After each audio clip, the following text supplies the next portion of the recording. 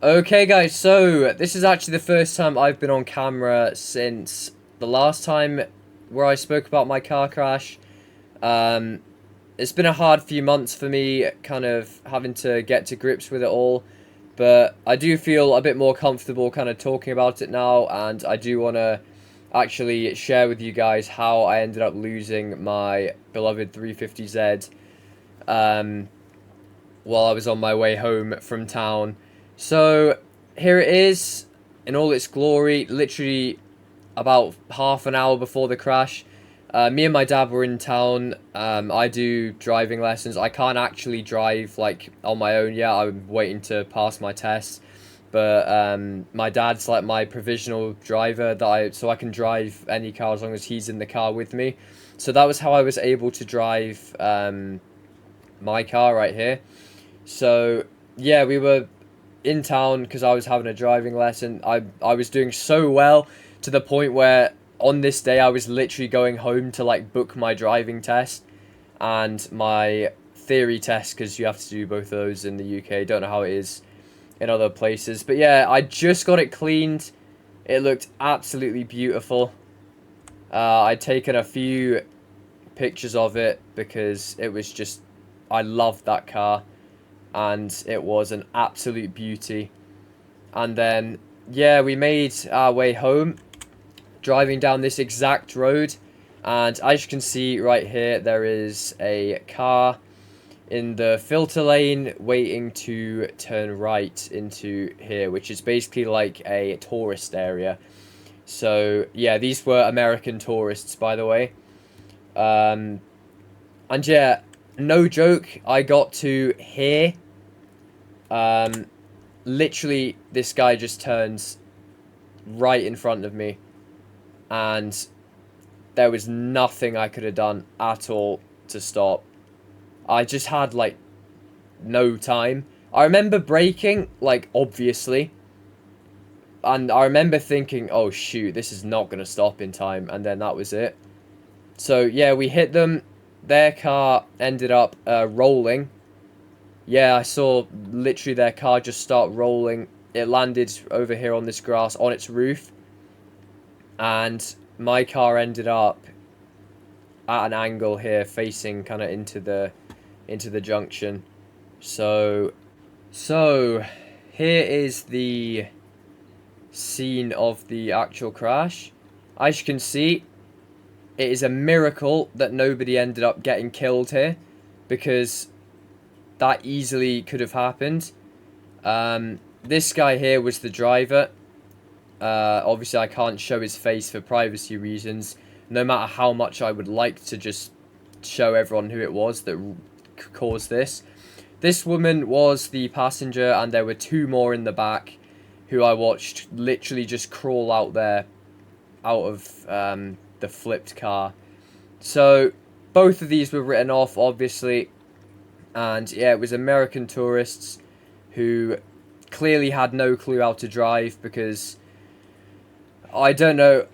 I still would like to know what this guy was thinking when he decided to pull out in front of me at 50 miles an hour. This road's a 60-mile-an-hour road, but I was traveling 50 because I never break the speed limit. Though some people would probably automatically assume, oh, you've got a sports car, so you probably always speed. Nope, I was the complete opposite. I did every single thing I could to try and look after that car, and then that happened. So, yeah, there's a more kind of close up of the damage to my car. Oh man, it's just crazy. I still cannot believe it happened. Yeah, there's obviously not a lot left of the front here. My brand new tires I just bought like a month earlier. Um, I still to this day don't know how my jacket ended up on the windscreen, because that was in the boot and neither me or my dad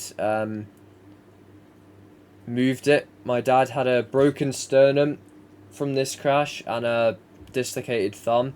So he was just sitting kind of in this seat waiting for the ambulance to arrive. He wasn't like unconscious or anything. but he was like in serious pain. Meanwhile, these guys in the American car, whatever, it was a hire car, by the way, they were running around getting their like coffee cups out of the car and stuff like that. And oh, it's just, yeah, you can see more damage to their car in this picture. I really wish I didn't have to blur out this lady's face, because she was on the phone actually laughing to someone at this point, which really annoyed me, as they didn't even speak to me once. They just sat there. They didn't care as to what they just nearly killed all of us. But yeah, it's just, I love cars, so I feel terrible knowing that I've effectively, even though it wasn't my fault, I've effectively written off 2 cars.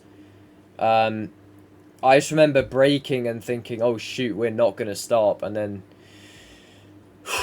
but yeah, there was nothing I could have done. I just have to keep saying that to myself. I just wish, why did they do that, man? Like, oh my god, it's crazy. But yeah, the thing to take away is no one was hurt. We're all still here, and that's the main thing that happened. There's the more kind of frontal image of my car. This guy, this policeman, and there was another one as well. They were both legends. They were like really supportive. Obviously, they had to do all their like checks and stuff. I got drug tested, alcohol tested, because it looked so bad. Like, I was wearing my racing jacket and I'd crashed and I was in a sports car, so it really didn't look good for me. And yeah, I think I got the impression they kind of assumed it was my fault when they got there, which I can't really blame them. But yeah, as soon as I told them I had a dash cam, they were straight in, they got that out, and then that was it. But as I was going into the ambulance with my dad, because we both had to go to the hospital, obviously, the policeman said to me, oh, you should probably get your valuables out of the car, because it's going to have to get recovered and stuff like that. So, yeah, you may think I grabbed my expensive jacket off the windscreen or got my stuff out the back, had a bunch of stuff in there. No, I just went over to the front and I pulled the badge off to keep that, because at that moment, that was the most important thing that I could get. And I still have that badge to this day, and I will keep that for the rest of my life. I tried telling myself that they could fix this, but I think deep down at the time I knew there was no way that was getting fixed. So yeah, it just sucked. The other driver, the American guy, he was actually charged with dangerous driving for this. Good, because what was he thinking? But yeah, my dad's doing way better now, which I'm so thankful for, because it could have been so much worse for everyone involved. But yeah, I just can't believe, I still to this day just can't believe that this happened. It's crazy. So I just wanted to kind of show you guys what happened, because I've had a bunch of people at the time and since just supporting me and praying for me and stuff like that. I'm not religious in any way, but the fact that I literally had people saying that they were like praying for me, that really, like, that touched my heart. I honestly appreciate people so much for all their support, both me and my dad's. It was crazy amount of support that I got for this, and yeah, stuff like this just happens. It sucks, but there's not really a lot else you can do in these situations. But the reason I'm making this video is, well, not only to warn Americans to please drive properly when you come to the UK. I have actually bought a new car, 2 new cars, but that's a different story in itself, which I will be probably showing on the channel. I would love to switch over to doing primarily car content rather than War Robots in the near future, but yeah, for now I think I'm going to try and balance out both. So I'm going to be posting a video on my new car and the whole kind of story behind that. But I'd just like to say once again a massive thank you for all the support that I got with this. I haven't really driven at all much since this. I think I'm going to leave it till next year. Because, yeah, it's a bit crazy at the minute. I've just got to let, like, time heals everything, they say. So I've driven my new one once, and yeah, it was different than usual, as you might expect. But I will be driving again in the near future. I'm not going to let them beat me. I'm going to get back to driving, and I'm going to be a good driver. Like I always said I would be. I said I'd never crash. And, but yeah, it wasn't my fault. And yeah, so that's going to wrap it up for this video.